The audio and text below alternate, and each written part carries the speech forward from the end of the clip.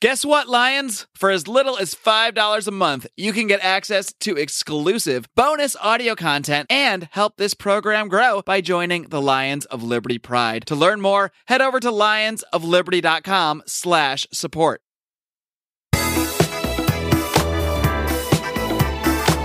Welcome to Electric Libertyland, here on the Lions of Liberty podcast, your weekly shot of culture, comedy, and liberty with your host, Brian McWilliams. Hello out there, everybody, in Electric Libertyland. Welcome in. Hope your Liberty light is shining bright. Now, guys, this is Electric Libertyland episode 33, which means you can find all the show notes at lionsofliberty.com/ELL33. And I do have a special guest I'm going to be bringing in just a moment. That is Ford Fischer. You might remember him from the podcast he was on with Mark talking about journalism and his documentary he was working on. So he's going to be joining me because he was actually on the ground in Charlottesville, Virginia this Saturday and saw much of the violence that went down. Now, real quick, just to break down for anybody that doesn't know what happened, essentially a group of alt-righters and white nationalists and white supremacists and Nazi sympathizers and neo-Nazis, all these people got together for a rally called Unite the Right. And the idea was that they were going to have a march and make some speeches. And ostensibly, this was to protect the statue of Robert E. Lee, which was due to be torn down. They wanted to make sure that their opinions were heard, that they should not tear the statue down. What ended up happening is that, predictably, a large amount of Antifa came out, Black Lives Matter, and assorted other groups from the left, the extreme left, and presumably also some people that are not so extreme on the left that just came to protest. They clashed with the members of Unite the Right, and there was a good amount of bloodshed. There was a good amount of physical violence. However, there was one incident that really stood out wherein a man, I believe he was 21, ended up, and he was a sympathizer for the Unite the Right movement, and he's being labeled as a Nazi. He had a Dodge Charger. He was in an alleyway and accelerated through 20 different protesters, killing one woman who was age 32.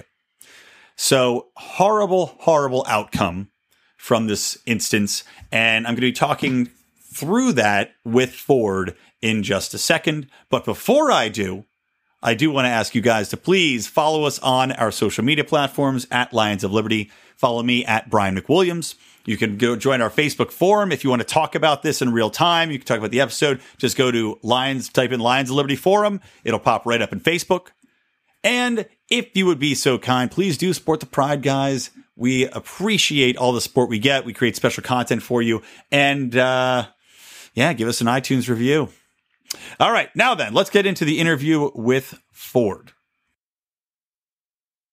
Hey everyone, so as mentioned, I'm joined by a special guest. I'm really glad to have him on the show here, Ford Fischer from News to Share. He is a journalist that has a platform wherein other people who are looking to videotape, to report on document these events that are going on, can share their stories as journalists. And he was actually on the ground in Charlottesville this past weekend. Now, you can follow him not only on Twitter at N2S Reports, but also at Ford Fischer. And if you're interested, he was on the Lions of Liberty podcast previously talking to Mark about a year ago about the bias inherent in a lot of journalism today and ways in which he's fighting on his own to combat that and everything he's doing with his own project. So Ford, welcome to Electric Libertyland, and thank you so much for coming on. Thank you for having me. I can't believe it's been a whole year. Is that really true since I've been on it last time? Yeah, I think it's been about a year. I think you were on roughly in June. And I'll link to the show notes for this, guys, too, so you can find that again. So just visit lionsofliberty.com/ELL33, and I'll link to that there. But yeah, I know time flies when you're having fun and getting in the middle of riots. Sure. Yeah. And the last time that I was on, it was to talk about a documentary. And it was interesting because one of the subjects in my documentary was actually a transhumanist church. And while I was there, one of the attendees was like, "Oh, you're Ford. I heard you on Lions of Liberty." Ah, nice. So you have followers within the movement that I was actually on the podcast to report about. So that was pretty meta. Yeah, but Anyhow, so let's talk about Charlottesville. Yeah, let's get into it. I mean, it's something where, looking from the outside in, I want to hear your opinion. What was it like on the ground? And I know I have two different aspects of this I want to talk about. One is, what did you see there? And specifically, the media's reporting has clearly been very much, and rightly so, because there was a man who rammed a woman and murdered her with a Dodge Charger, but has very much been against the alt-right and pinning this on the neo-Nazis in the crowd. But I want to hear, what was it like on the ground? What was the division between Antifa and leftist protesters and the people that are on the right? What was the makeup of those crowds? And then later on, after we talk about that, I want to hear a little bit about your take on the media's reporting on this and how accurate you think that is.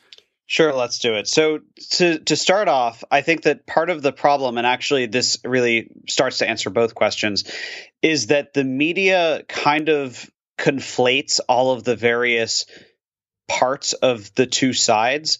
So yes, it's true that the left wing and the right wing came out to fight, and that's not fake news when they say that. However, it's rather reductionist. Is I guess the criticism I would have of outlets like CNN that just say, oh well, a bunch of Nazis and a bunch of Antifa came together to fight. Mm-hmm. True, but there's more to it than that. So on the right wing, the entire premise of the rally was that it was unite the right. And so theoretically, different forms of alt-right and right-wing individuals would come together. So this included self-identified fascists. It included people who identified with the alt-right. It included people who identified with the alt-light to some degree. And this is kind of civic nationalists, individuals who identify with alt-rightism, but at the same time reject the harder kind of anti-Semitism. It included Matt Heimbach's Traditionalist Workers' Party, which is a National Socialist, or in common parlance, a Nazi political party. And some, I guess what I would call rogue agents, such as Christopher Cantwell, who is sort of familiar to the libertarian sphere and has converted very quickly from a libertarian into a self-proclaimed fascist. Yeah, he's drawing a lot of criticism, and again, I'd say often right criticism for that, and been a thorn in the side to libertarians at this point in time. But please continue. At this time, I would probably posit that he has almost no libertarian beliefs whatsoever, and sometimes he brands himself as somehow being the true libertarian because he wants to only not kill people who would be conducive to liberty. His philosophy is rather backwards in the opinions of most libertarians. But sort of setting that aside, so there were certain individuals who were parts of groups. Another group that was there was Identity Europa, which is basically about white, or they would purport like European heritage. So essentially, it was many people joined together by of course, Confederate. That was the other thing, is like neo-Confederate Southern heritage type people. Right. That's what I was going to ask about, is if there was a large movement of just people that were just Southerners who said, this is an attack on our culture and we're here for that movement. Now, granted, they could have done their own march and not lumped themselves in with the neo-Nazis and the alt-right, but I was wondering how much of that was actually there. People just saying, look, we don't want to tear down these statues because they have so much cultural relevance. And this is kind of like a 1984 style revisionist history where we're eliminating the things that we just didn't like of the past and pretending they didn't happen. Right. And so I've interviewed those sorts of people too. On July 1st, I was, which is the anniversary of Gettysburg.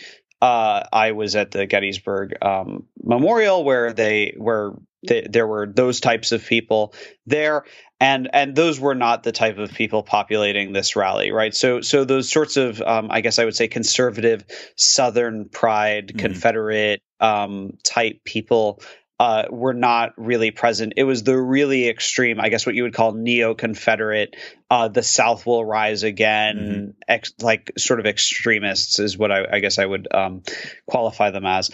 But the point is that I'm trying to lay out is not to say that any individual one of those groups is less bad than the other, or that they are somehow less complicit, but it's to point out that these political philosophies cannot be summed up by single words. And so the mainstream media kind of failed in that it often used reductionist phrases. For example, I often heard the media claim that the KKK was there. There were organizations that espouse views very similar, and in fact, in many cases, much more extreme than the KKK.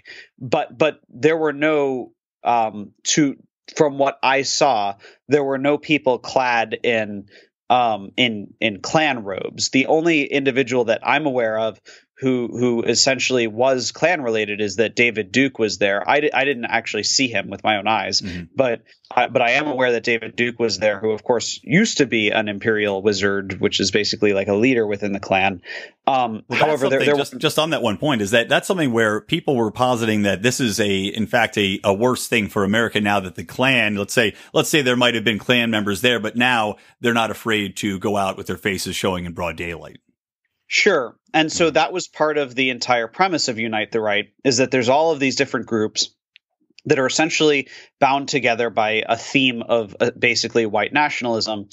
And all of those groups had that single cohesive message. And the point of Unite the Right was to bring them together and empower them to come from off the internet, right? That no longer is the days when the Nazi would know that their view is so unacceptable that they are relegated to being in the dark corners of 4chan and Daily Stormer.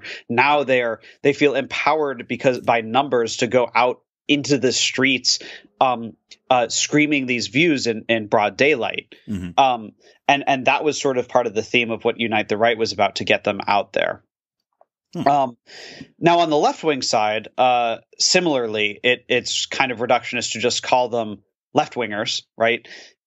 There were many people who were in the sort of anti-fascist, Antifa style or aesthetic, I guess I would say, which is generally that they wear all black, that they try to conceal their faces.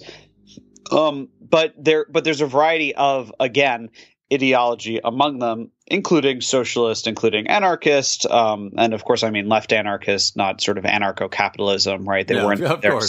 They weren't there selling bitcoins and buying, private nukes and roads. Were there other groups as well? Like, was Black Lives Matter present? Yeah. So that was what I was going to say next, actually. Yeah. So exactly, the Black Lives Matter attendees, right? And although they played a similar role and were standing side by side, Antifa and Black Lives Matter are not the same thing. They can't just be reduced to just call them one homogenous group called the left, right? There's more complexity than that. The other party in attendance, of course, which again had multiple subsects, but although they were probably the most uniform and the most consistent on the street, was the militias. So there were private militias, and of course Virginia is a constitutional open carry state, so anyone over 18 can carry a gun without a license. And so they were able to those individuals were essentially trying to keep the peace. They were not participants in either side, as it was described to me by one individual when I asked, what are you guys doing here? He said standing in walls mostly. So that's interesting because I'm skipping ahead a little bit and I don't want to go too far, but that's surprising. Sure. And I want to circle back on this later because it seems like to me that would be something that was probably lumped in as they are with the neo-Nazi group, or they are with the alt-right, so, because they're bearing guns in public and they're probably majority white. While it is true that they are majority white, they were not exclusively white, whereas the Unite the Right rally, I've been told that there were non-white people in attendance. I didn't see that. But I did see black militiamen. With respect to what they were actually doing, there is a misconception, partially advanced by organizations like the SPLC, that and that's not to in any way denounce their work. What they do is important for a lot of reasons, but like a common theme that was claimed by people on the left is that the militias are there to defend the right wing from the left wing. They were there basically as a human wall, and the direction, all with basically large long guns, and then generally a sidearm and like a med kit would be like a normal set of stuff on one of these guys. And they were kind of alternating which direction they were facing, right? They were pretty symmetrical in formation. They weren't really guarding one side or another. When the right wingers would try to talk to them, they wouldn't respond. They were saying, we're not with you, we're not with them, we're here to try to keep the peace, we're here to try to keep the structure. And the police gave them the room to do that. And it was even confirmed by the Virginia governor later. He actually used the words that they had better guns than the police did. Right. Yeah. Which I'm not surprised by. But I wonder, is it, in your opinion, would this have been infinitely worse if not for the militiamen? Because some of the reports I had heard from different sources said that, like the ACLU had confirmed that the police were essentially told to stand down and let a lot of these occurrences happen. They weren't blocking the streets. They weren't really assisting in any way. Unequivocally, yes. If the militia wasn't there, many injuries would have gone untreated by anyone qualified to handle them. Much of the violence would have occurred more severely or more quickly. The police never put themselves between the two sides. However, the police pushed the two sides together into each other, and that was about the most active thing they did to tactically change the situation. Wonderful, yeah, and of course, it made it much worse. The militia actually put themselves between the two sides and were heavily armed. So very few people would attempt to physically confront them or go through them. There weren't enough of them. Essentially, if there were thousands of militiamen, then the city would have essentially been safe, even if aesthetically it would have been scary because it would look like we live in a private police state of some kind. Yeah. It would have basically been a whole lot safer of a situation, but they were spread out because they had to be. There weren't that many of them. Well, how much violence did you see going on between the two sides during this day you were there? Well, if you go to the News to Share Facebook page, I have pinned to the top of it my sort of HD video of the violence that happened that morning. And all told, basically it's just raw cut through of like brawl footage, and it's 7 minutes long. And that's cut together throughout the day. The violence was off and on, but extreme all out brawling, I guess I would say there were several minutes of dispersed throughout several different occasions. But pretty much all of the time there were sort of tense situations and conflicts of throwing water bottles across and things like that. Again, the moments when it was safe, more or less, for individuals was when the right wingers were in their permitted rally and the left wingers were out around the rally where they were supposed to be counter protesting. And that's fine. The right wingers can give their speeches and the left wingers can stand there and scream at them. And that's what democracy is. The problem is that it's not like the right wingers could just be airdropped out of the sky onto Lee Park. They had to walk through the left wingers to get there. And so the violence essentially would happen as that was going on. So, for example, I knew that Richard Spencer was very likely to be attacked because it's become a sort of national sport for Antifa to punch him in the face. Right. Punch a Nazi. Yeah, exactly. Right. Punch a Nazi. This is the entire debate about punching a Nazi came from this one dude. So when I saw him, I'm like, oh, he's going to get something. So I followed him from over his shoulder as he was entering the park. And in fact, Antifa, rather than punching him in the face, which would have been a lot better for me because I wouldn't have gotten hurt. They ended up trying to basically mace him, and the spray got into my eyes instead of his, and one member of Identity Europa. So did he send you a card, like a thank you or a flower basket? No, and in fact, yesterday he sent me on a wild goose chase, essentially, because getting way ahead of myself, but he held a press conference yesterday, and basically he spread misinformation about where it would be so that the Antifa wouldn't find him. But I had gotten a private tip about where it was supposed to be. That place canceled, and then he never followed up with the person who gave me the information.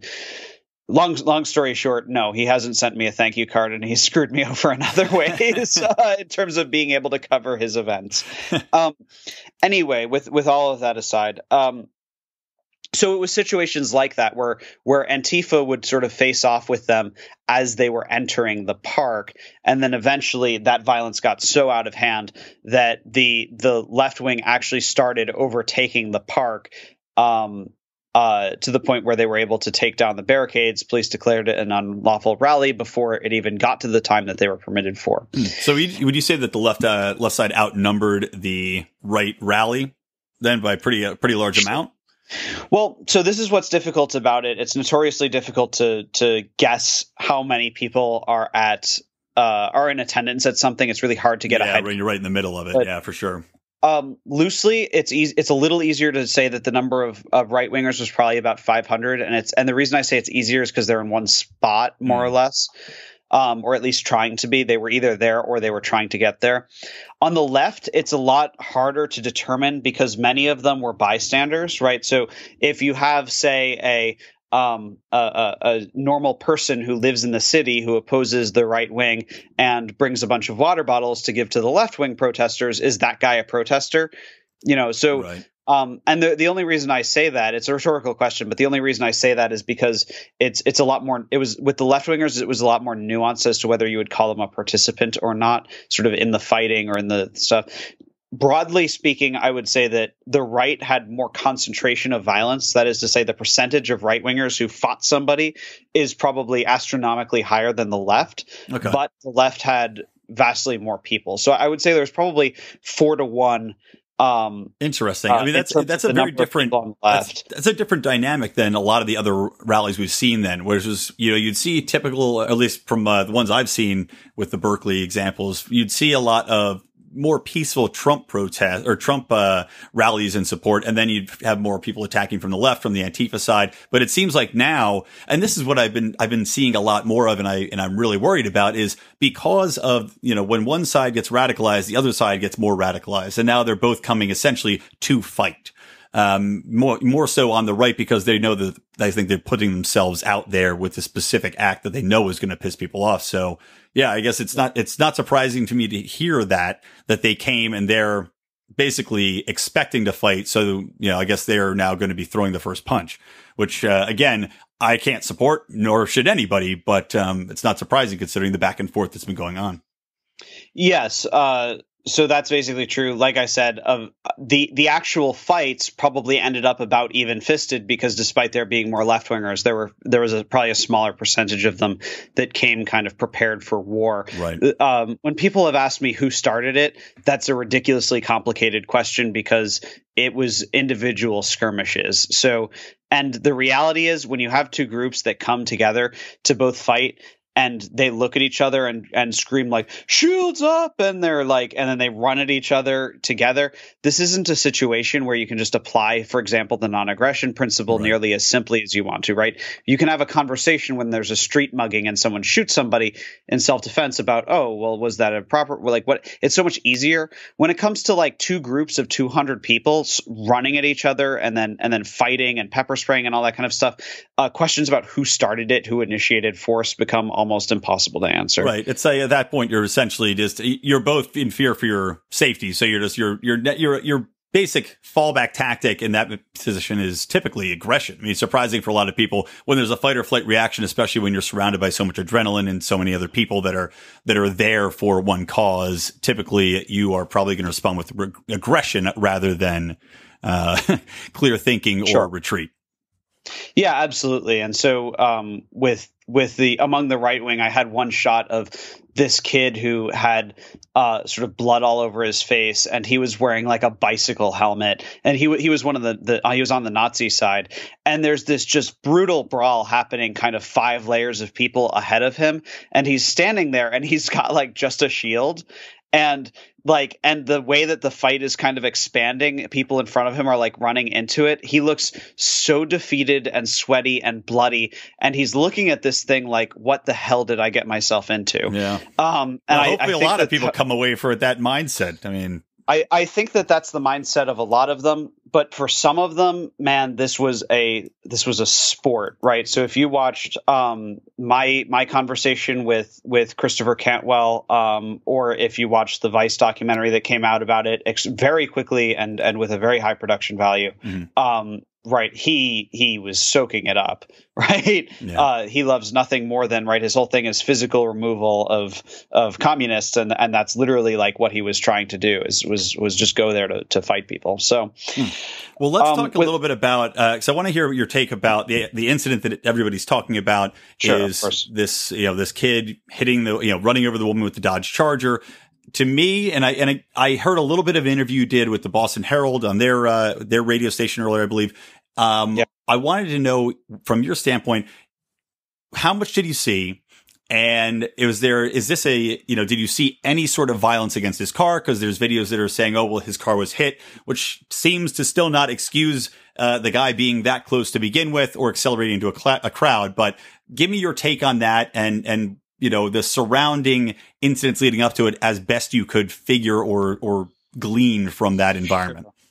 Well, so first and foremost, I wasn't there when he hit them. I was around the corner and I heard it happen, and then I heard people screaming and stuff, and I ran toward it. And it was absolutely chaotic and insane, but I didn't see the actual moment of the crash. Gotcha. So I can't talk other than what I've seen in photos about whether they were hitting the car or not. Because when I went over there, they were screaming how basically a Nazi, as they were calling him, had aggressed on them by hitting them. They weren't saying we hit him, so he hit us, but nor would they. So I'm waiting to see if there is more footage that comes out and things like that to make a determination as to whether his car was being aggressed upon. However, as you pointed out, him killing somebody and injuring 19 people and more could have died is not justified necessarily on the basis of him being attacked, right? There's a proportionality question in which, right, he may testify that somebody said, I'm going to shoot you, and then pointed a gun at him. I don't know whether anything like that occurred. In fact, I'm quite sure that it didn't. But absent his testimony and absent more video of it and things like that, at this point, I think it's inappropriate to make a determination about what was going on. With that said, I think it's pretty easy to say that however he felt, it was a cowardly act. In terms of exact guilt and how we define it. Was it murder? Was it manslaughter, etc.? He's charged with second-degree murder and fleeing the scene of a car accident resulting in death.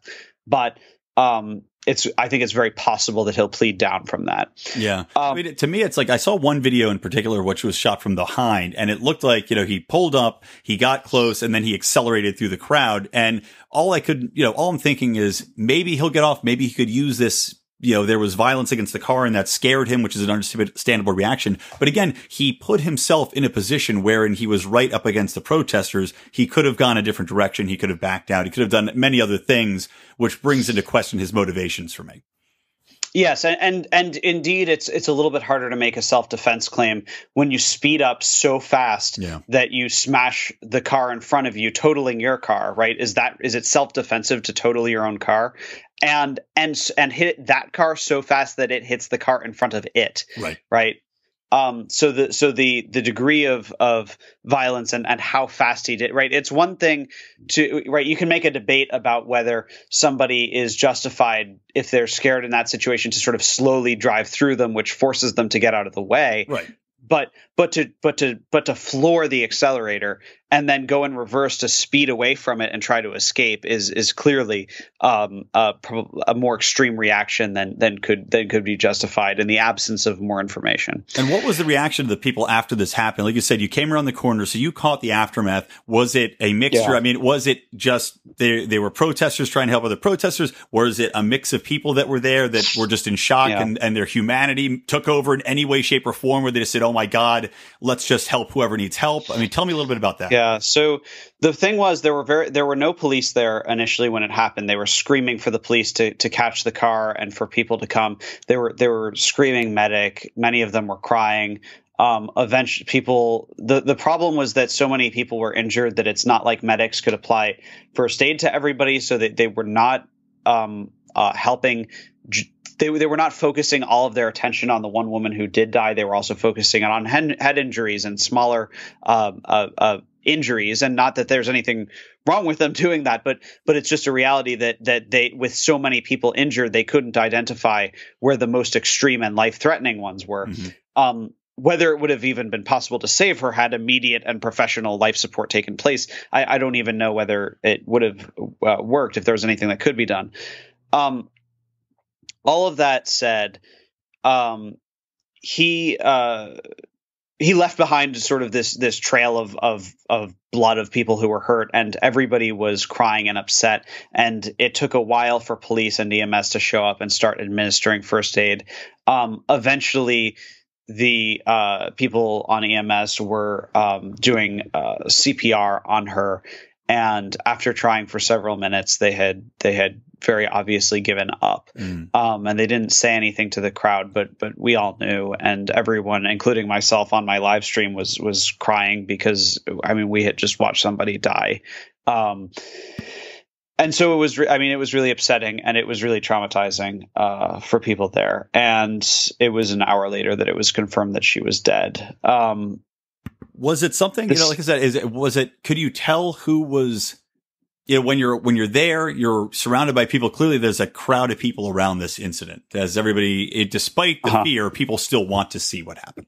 And that's what I'm wondering at any point did people come together and just, was everyone crying? Were there people there from the right that were in that circle that showed any compassion for this woman or for any of these people that got murdered? The right wing wasn't really there. So, it was basically the left wingers and then that driver and some kind of bystanders, but the right wing wasn't really present, which is sort of thankful because it probably could have been a distraction. Yeah. For them in terms of administering ER. It was good that the people who were there were basically compliant with the needs of. Eventually, the police showed up. They sent in National Guardsmen type people.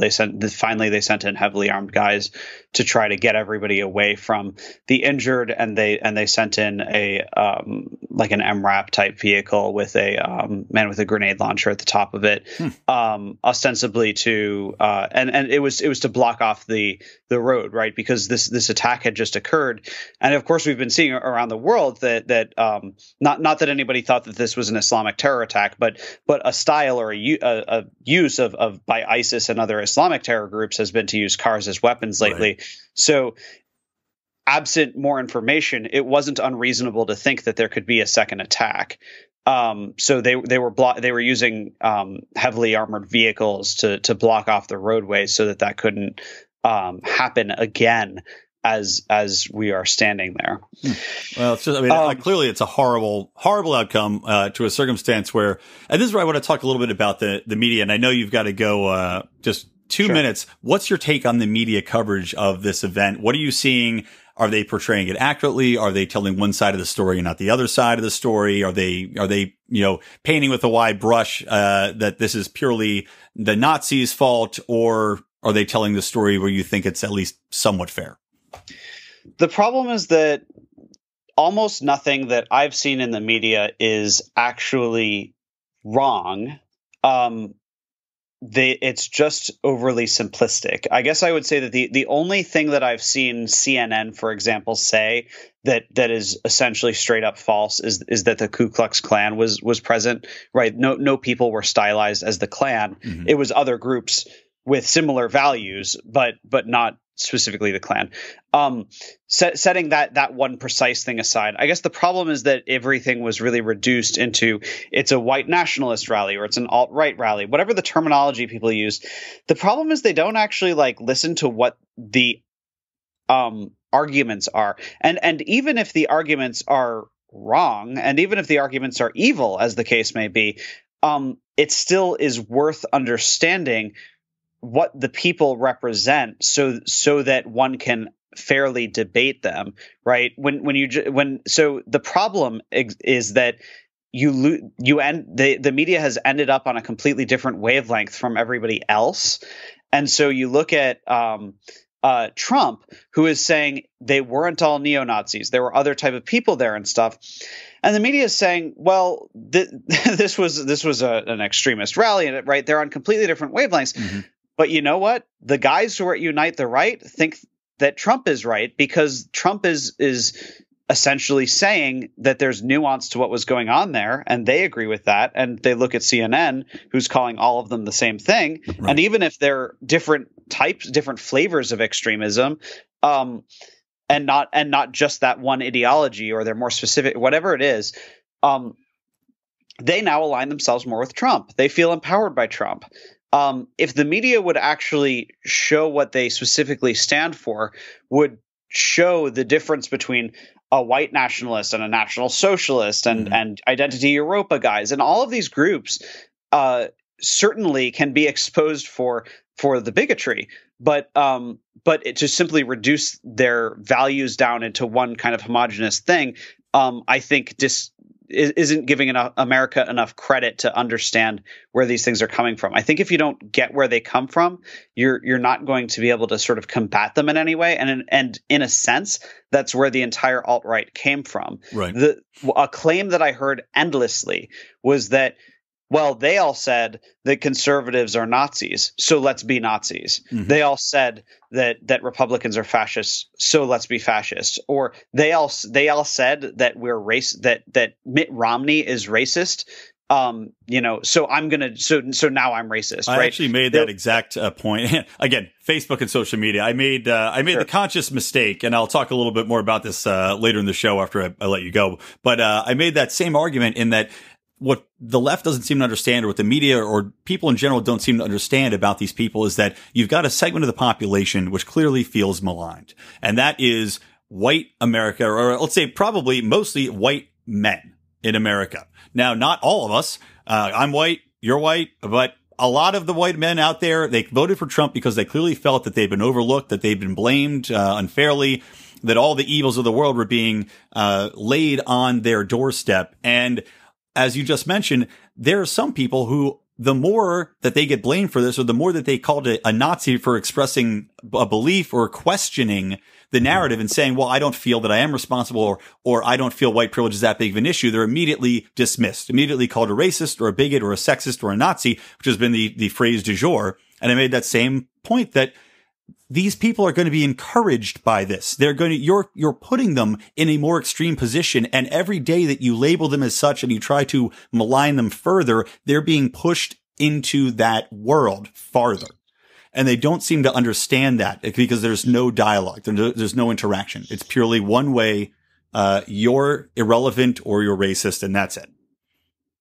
Right. And so, I think that that's exactly why people need to actually look at these individuals and say, what group are you and what do you represent? Not because you need to give them a platform, but because we need to actually get what they believe in order to be able to say, this is how one adequately debates it. And that exact lack of discourse is why there were essentially two sides beating each other senseless on the streets. Yep, exactly right. Well, Ford, I know you had to cut time out of your day to join me here, and I truly, truly appreciate it. Again, guys, check out on Twitter at N2S Reports. News to share. Ford Fischer, thank you so much, man. I really appreciate you coming on. Thank you for having me. And if I may make one more point, there was something that I told Luke Radowski right after I had seen The Killing. And to people who don't know Luke, he's We Are Change. He's a relatively notable kind of streamer, reporter, et cetera, in the independent media. The point that I made to him that I kind of want to share with people is that this violence doesn't seem to have any real world effect. So if some listener is out there wondering, should I get out there on the street and beat the crap out of my political opponent, right? To the right wing, to the alt-right, to the conservative, if for some reason a normal conservative is interested in this, I would ask you the question, do you really feel like you're going to defeat leftist government by beating up a leftist on the street? And to the anti-fascists, who, when they attack people, it encourages more of a police response, whereas those exact police are the ones that they believe are doing the fascism. Right. To the anti-fascist, do you believe that beating up the fascist is going to subvert fascism in the country? So I ask both sides, who are becoming more similar to each other in tactic. The right wing has talked a lot about the reason that they did this was to build the trust that left-wingers have because they see themselves on the street. The right wing is coming out from the internet and meeting each other on the street, and that's a very provocative situation when now you have both of them doing that. So I ask to both sides, do you actually feel like your fight is going to have any effect on real-world outcome? Do you think if the left and the right fight each other on the street, that the victor is going to have their form of governance? We live in a democracy, or perhaps an oligarchy, or perhaps something else, depending on your particular point of view. But what we don't live in is this sort of brutalist society where you vote by your fist. So I would say that if you have an ideology that you want to sort of share with the world, even if you're not going to succeed, no matter what, in getting it in, right? So if you believe in revolutionary Leninism, sorry, probably not going to happen in America, but you're going to do a lot less damage if you don't use violence to try to get there. There you go. Agreed completely, man. Agreed completely. Well, guys, again, thank you to Ford Fischer. I'm going to take a break, a little word from our sponsor, and we'll be right back. 3, 2, 1. Hey folks, I'm Remso W. Martinez, the host of the one, the only Remso Republic podcast. Now, I know what you're thinking. I know exactly what you're thinking, to be exact. This is a pitch for another show. I already listened to too many. But hey, I've got news for you. Each and every Wednesday, you can escape the mindless entertainment and loud political pundits by escaping to the place which truly is the clash of punk rock and politics, the Remso Republic. From comedians to politicians to real-life superheroes and liberty activists, we don't stick to normal often, as we hard charge each and every week to bring you the freshest entertainment and news in an ocean of shows fighting for your attention. We're on iTunes, Google Play, SoundCloud, Stitcher, TuneIn, and many more platforms. Don't miss out, join the fun, and be awesome. Stay up to date with the latest news and updates by visiting RemsoRepublic.com.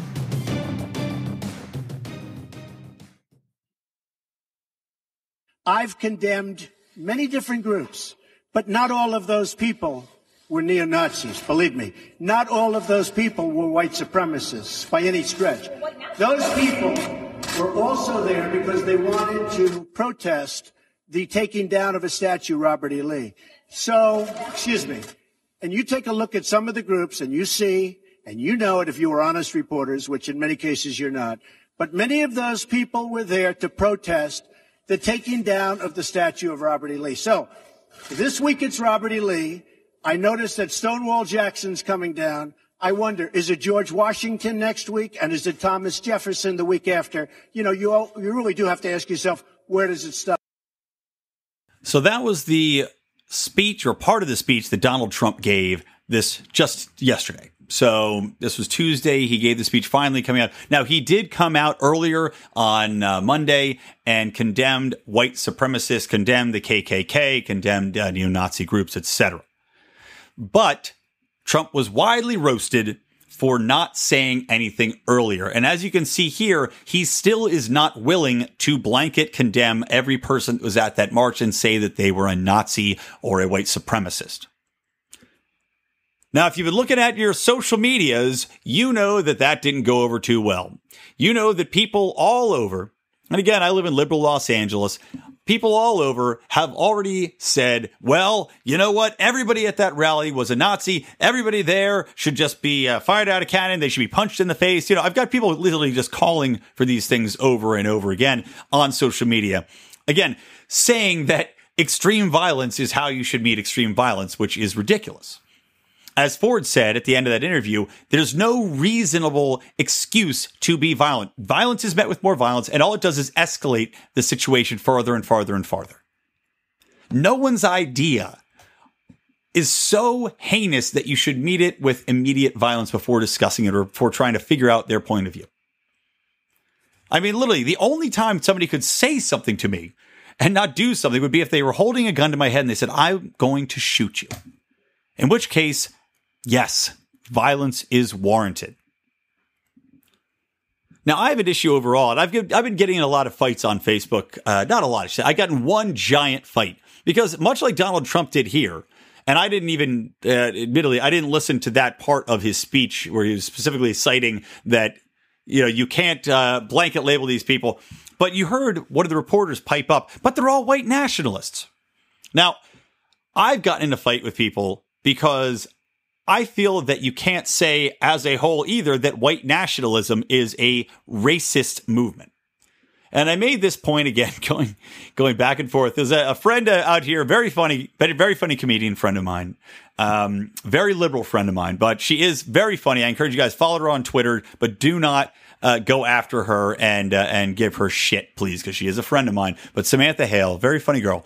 And she had posted basically saying, hey, Trump voters, if you voted for Trump, what do you think of what's happening now? And I took this, for right or for wrong, the way I had interpreted that was her saying to Trump voters, well, hey, Trump voters, how do you feel now that basically you've condoned Nazism rising up and being in the streets? Now, my response to this was a very tactful response. Again, I know the hornet's nest that I'm sticking my hand in by engaging with anyone, virtually anybody on social media. But holy shit, the vitriol that came back my way was, I guess, I shouldn't even say it was unexpected. It was exactly what I would expect from the worst of humanity to do. Like the worst of the left's response. And my friend Samantha did not do that. You know, she said, oh, I didn't mean to post. I was legitimately asking Trump voters what they were thinking right now. And I said, okay, well, I'm sorry. I misinterpreted it, because she had in the past, by the way, posted something saying like, if you vote for Trump, don't, unfriend me right now. So I know she was not a Trump supporter. And again, I am a little shit stirrer, and I play devil's advocate, and I'm a libertarian. So we are at our worst still defenders of people that we might not agree with. And I can tell you, I'll read you what I said, and I can tell you I was immediately called a Nazi sympathizer and a Nazi defender for this statement. Here's the exact statement that I made. I didn't vote for Trump, but you are framing the argument in a manner that wholly ignores what's been done by the media, the Antifa groups, politicians, etc., that stokes the flames. And this is in reference to white nationalism. The attack on quote-unquote white people from all directions has been as much to blame or more than Trump's coming into office, and I would argue is a large part of how he got there. Most of those people aren't Nazis. Nazis don't spring up overnight, and most people aren't secret Nazis. What does grow over time, though, is resentment towards being blamed, labeled, and ignored, which is what a large segment of white America feels. This isn't some crazy thought out of left field. It's basic human reaction. Were there Nazi/white supremacists at the rally? Doubtless. Do they make up a majority? Of course not. Does any rational person actually think that Nazis are suddenly going to rise up and take over? Of course not. But you can't blame quote-unquote Trump voters for the current state of America. That blame is on both sides, and the only reason people don't see it is because of their extreme biases and preferences for reading/friending or unfriending those who they agree with, and only those who they agree with. The complete disappearance of any rational dialogue that's been replaced with one-sided screaming and hyperbole only makes things worse. Now, again, I am simply pointing out the fact that there is much blame to go around for the extremism, and that blame can be placed on both sides. And also the point that it's not out of the realm of possibility that these people, this white nationalism, which is now coming up and coming out of the shadows, is in return for all of the policies, all of the media treatment. Again, conservatives try to have a rally for Trump and have a speaker speak, like Milo Yiannopoulos speak, and they're attacked by leftists. That extreme response elicits another extreme response. And it forces people to find other people that are going to respond in the way that they want to respond voluntarily. They say, well, I'm being attacked. I need to ally myself with somebody, even if I don't completely agree with that person. But then what happens? You get sucked farther and farther in. And this is something that is not unusual to see. And we've seen it play out time and time again. So when you talk about white nationalism, though, and I talked a little bit about this in later on in this post, again, as I'm being called a Nazi sympathizer, called a Nazi for the first time in my life without it being a joke. Again, just expressing the fact that white nationalism is not as a whole racist. It is the sentiment of, okay, we're white. We want an identity. We want to have our own sphere of influence. This is like the alt-right I would say they are white nationalists. That doesn't mean that everyone on the alt-right is a white supremacist, necessarily. I guarantee some of them are. But as a whole, when you look at the culture of identity politics that's played out in America, where you've got Black Lives Matter marching all the time, where you've got the Anti-Defamation League, and you've got AIPAC, and you've got all these Jewish organizations pushing for a cultural identity for people of Jewish heritage that are constantly fighting for the rights of that culture. When you've got all these different groups that are fighting for Hispanic and immigration rights, and these people that are here, that have been here for a long time, that are in the middle of the country, that feel like they've been economically overlooked. They feel like they've been politically overlooked. They feel like their voices are not being heard, as I mentioned to Ford. They feel like all of these things are being lumped on them, and they're being told that they are no good, that they're sons of bitches, that nothing that they're doing is contributing to America, and that they're the evil that exists in America, and that they have to roll over and give anybody of color exactly what they want. How do people not understand that that is going to create a segment of the population that's going to say, we have to protect white culture? I mean, I don't understand how people can't wrap their heads around that. It seems incredibly obvious, but they don't want to accept that fact. They don't want to accept that people are going to feel threatened by that, especially when you had one culture that's been the dominant culture in a very successful country that now is being told, no, Ned, we're doing it totally different now. And you're the reason why everything sucks, even though everything's actually pretty great. I mean, look, let's be honest with ourselves. Everything is pretty damn great right now. You know what? The economy's doing well. People in general aren't doing badly. We've pulled people out of poverty. The poverty level, as of now, is 1 million times over the world poverty level.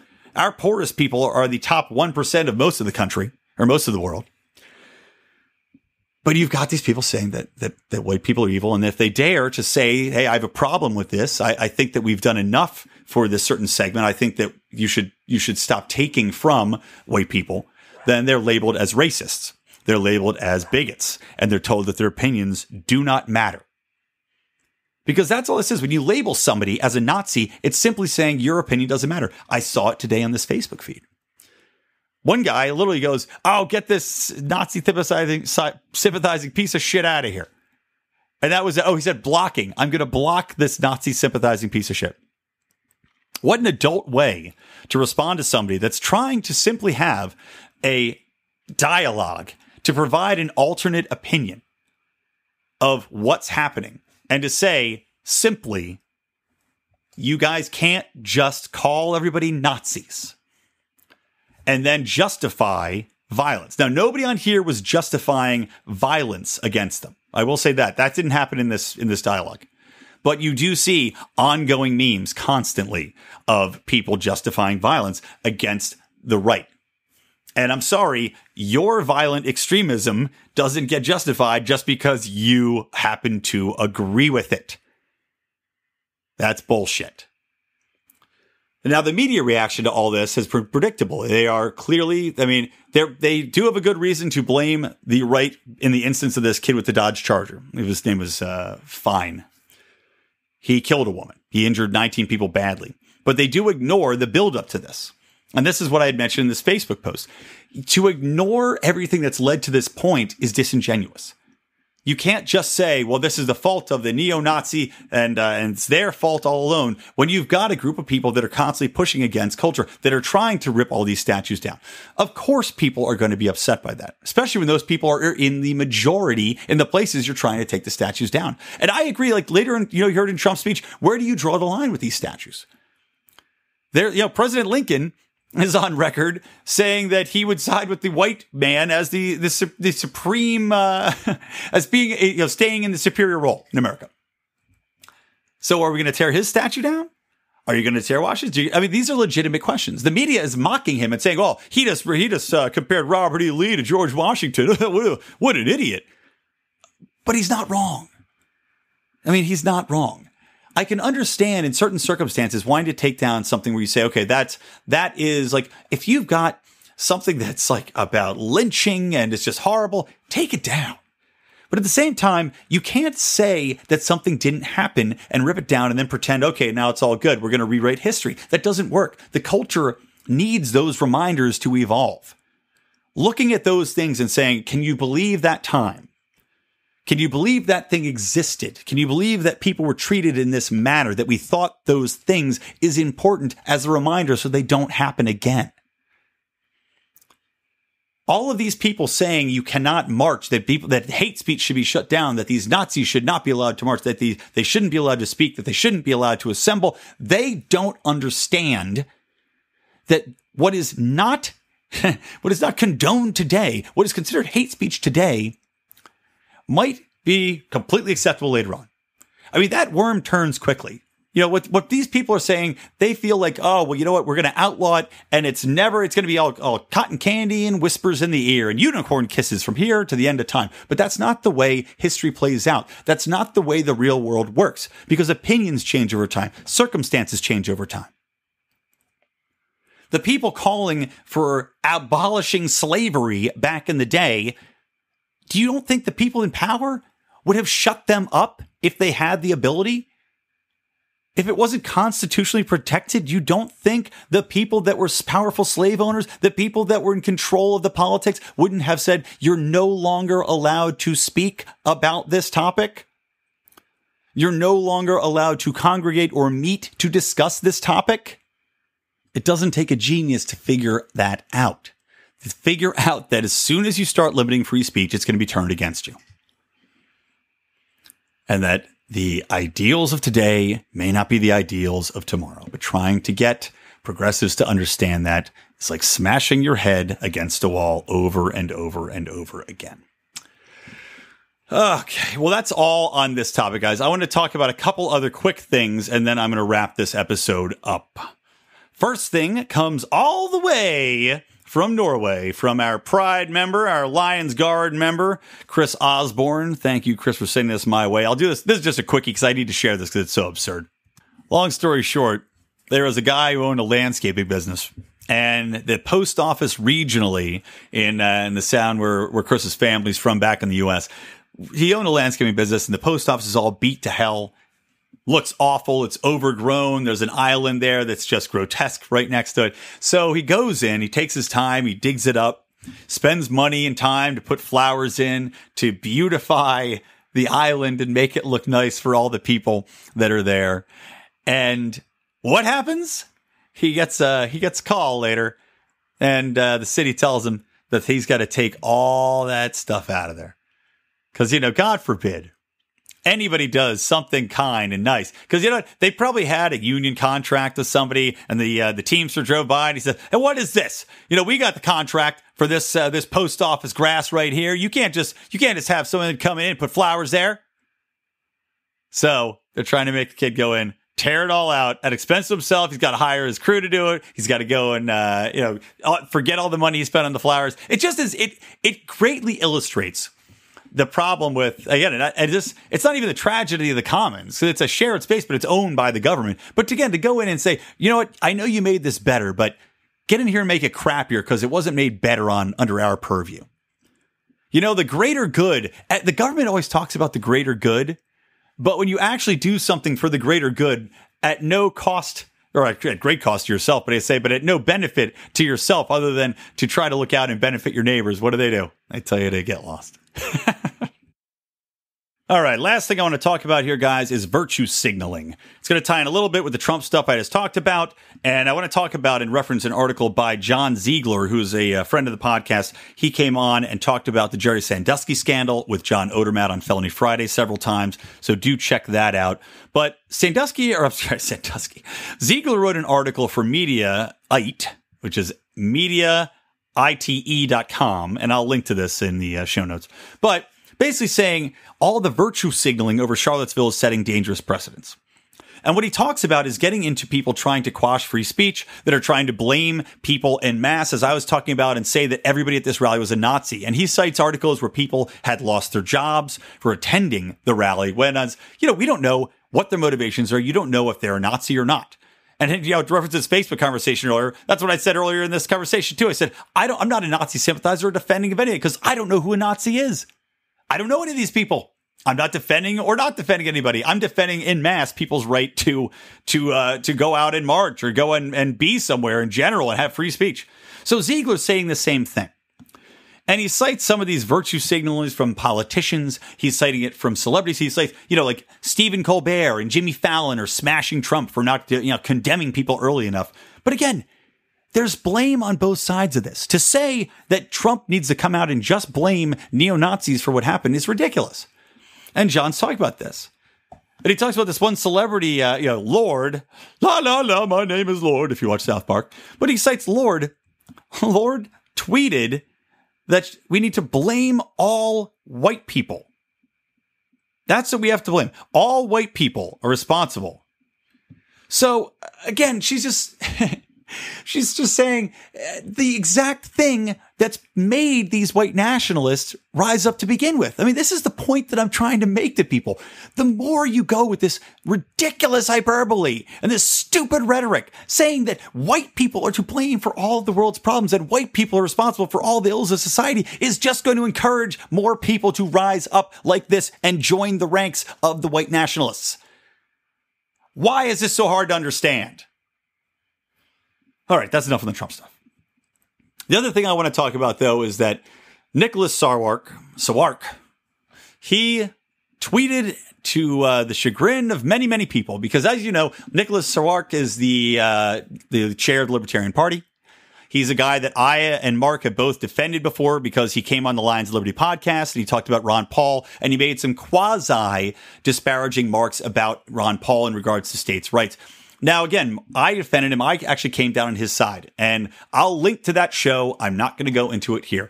But Nick recently went after Tom Woods in regards to Tom Woods' supporting of a Jeff Deist speech, wherein Jeff Deist had referenced blood and soil, which is an alt-right quasi-Nazi propagandist term. Now, Jeff was not talking about libertarians in regards to wanting blood or soil. Jeff was talking about what other people that are not libertarians want, but that libertarians ignore, saying that, well, you know, if you're not libertarian, you're interested in blood and soil, and maybe we need to be cognizant of that. Basically just saying people are more interested in family, they're interested in their property, etc. Was it a bad choice of words on Jeff's part? I could see that argument. I'm not saying I necessarily support that exact statement. Do I feel like it crossed the line and it was trying to appeal to neo-Nazis to win them to the libertarian side? No, I do not. Because I don't think there's any sort of collaboration or overlap that can ever happen between the alt-right and libertarians where we would ever functionally work together. They simply are too far apart from our views. We do not support the majority of what they stand for because we're for everybody having their own property rights and their own private values and freedom of speech. Now then, he went after Tom Woods because Tom Woods went and did an entire podcast bashing left libertarians for going after Jeff Deist and basically just saying, this is not a big deal. What's the problem? Now, of course, Tom Woods is a big Murray Rothbard guy, as am I, as are most of you. Has Murray Rothbard had associations with people in the past that could be considered to have racist tendencies? That's possible. But what Sarwark did, he went out and said basically that Tom Woods had associated with Murray Rothbard and that his teachings were now somehow racist, and essentially by association, guilty by association, saying that Tom Woods was racist because he supported the teachings of Murray Rothbard. Many people got upset about this, myself among them. Most of the people in our forum are not on the side of Nick here. I actually just was getting in a tussle with Chris Spangle of We Are Libertarians because Nick had directly responded to him on a post that Chris had posted. And of course, I was weighing in as well, just saying that Nick was basically full of shit. And the way I positioned it was that you can't just say that, you know, you can't just go after a guy like Tom Woods who's done more for liberty, to bring people into the libertarian movement, to talk about economics, to talk common sense, to cut through the shit that's going through the media and talk about the base core principles of libertarianism, which I'm sorry, are very egalitarian and live and let live, and then say that he's a racist because he supports Rothbard and discount the man and trash him as libertarian chair. And somehow expect this to be okay. And he keeps trying to say that, well, you know what? This big alt-right march just happened and this violence, and I had to denounce it. And I say to that, bullshit. You don't throw out the baby with the bathwater because you're trying to cater to whatever evil is going through the media cycle at the time. You don't go and disrespect and try to demolish the reputation of a man who I've never seen do a single thing that wasn't kind and considerate for the most part. He did go after Nick went after him, but, whatever. But again, a man who I've been listening to Tom Woods for years now. Very polite, very considerate, very intelligent guy. The only time he takes umbrage is when people come after him and then he fights back. or if somebody's attacking libertarian values and then he fights back, doing far more to help libertarian cause than Nick or the National Libertarian Party is doing by putting forth chumps like Bill Weld and Gary Johnson and having Arvin Vohra say that all military members are murderers. So again, virtue signaling is never something that we should look to take part in. Whether you're libertarian, whether you're a leftist, whether you're a conservative, virtue signaling is for the weak-minded. It's for people concerned with petty things and petty opinions of stupid people. And that's my word of wisdom for today. Boom, doom, doom, doom. All right, guys, thank you so much. I'm going to wrap the show on that. Again, follow us on social media at Lions of Liberty, at Brian McWilliams. Join our forum. Go and support us. Join the Lions Pride. Give us an iTunes review. All that good stuff. From me, Brian McWilliams, from the Lions of Liberty and from Electric Liberty Land, always stay plugged in to Liberty.